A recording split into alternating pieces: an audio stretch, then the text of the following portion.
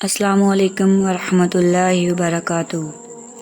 ختم المرسلین رحمۃ للعالمین، شفیع المذنبین انیس الغاربین، سراج السالکین، محبوب رب العالمین، جناب صادق و امین صلی اللہ علیہ وآلہ وسلم کا فرمان دل نشین ہے۔ جب جمعرات کا دن آتا ہے، اللہ تعالیٰ فرشتوں کو بھیجتا ہے جن کے پاس چاندی کے کاغذ اور سونے کے قلم ہوتے ہیں۔ وہ لکھتے ہیں کون یوم جمعرات اور شب جمعہ یعنی جمعرات اور جمعہ کی درمیانی شب مجھ پر کثرت سے درود پاک پڑھتا ہے۔ صلو علی الحبیب صلی اللہ تعالی علی محمد صلی اللہ علیہ وآلہ وسلم۔ ناظرین کرام، گویا نماز واقع معراج کے وقت مسلمانوں پر فرض ہو چکی تھی، مگر اس کے بلاوے کے لیے کوئی خاص اور باقاعدہ انتظام نہ تھا۔ حضرت ابو ہریرہ فرماتے ہیں کہ جب مسلمان مکہ سے ہجرت کر کر مدینہ آئے تو وقت کا اندازہ کر کے جمع ہو کر نماز پڑھ لیا کرتے تھے۔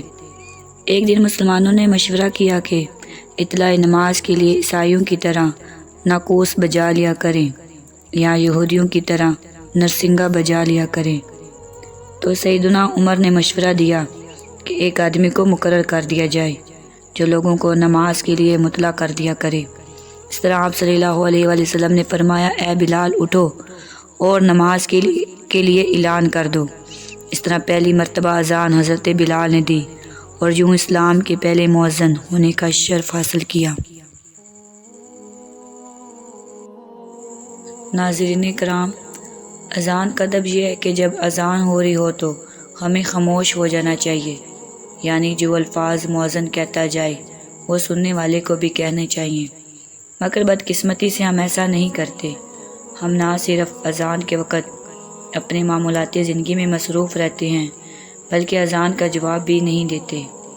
یہ ہماری کم علمی ہے یا یوں کہہ لیں کہ بدبختی کہ ہم اذان کو خاموشی سے سننے اور اس کا جواب دینے کی فضیلت اور اہمیت سے بے خبر ہیں۔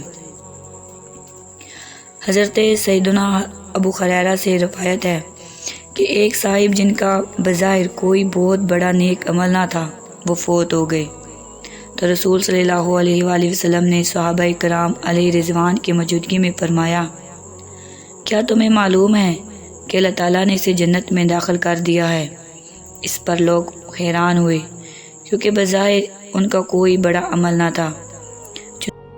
تو چنانچہ ایک صحابی ان کے گھر گئی اور ان کی بیوہ سے پوچھا کہ ان کا کوئی خاص عمل ہمیں بتائیں، تو انہوں نے جواب دیا، اور تو کوئی خاص بڑا عمل مجھے معلوم نہیں، صرف اتنا جانتی ہوں کہ دن ہو یا رات جب بھی وہ اذان سنتے تو جواب ضرور دیتے تھے۔ گناہ گدا کا حساب کیا، وہ اگرچہ لاکھ سے ہے سوا، مگر اے عفو تیرے عفو کا تو حساب ہے نا شمار ہے۔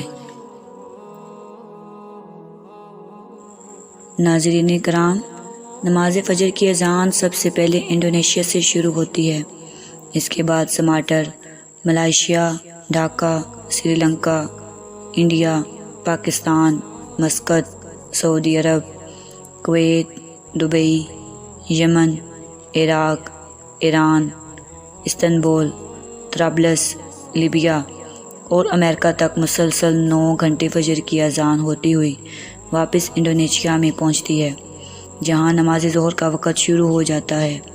بالکل اسی طرح 5 وقت کی اذان سے پوری زمین پر ایسا کوئی سیکنڈ نہیں کہ جب اذان کی آواز پوری روئے زمین پر گونجتی نہ ہو۔ اذان سننے والے کے لیے اذان کا جواب دینے کا حکم ہے۔ جب اذان ہو تو اتنی دیر کے لیے سلام و کلام اور جواب سلام اور تمام کام موقوف کر دیں، یہاں تک کہ تلاوت بھی۔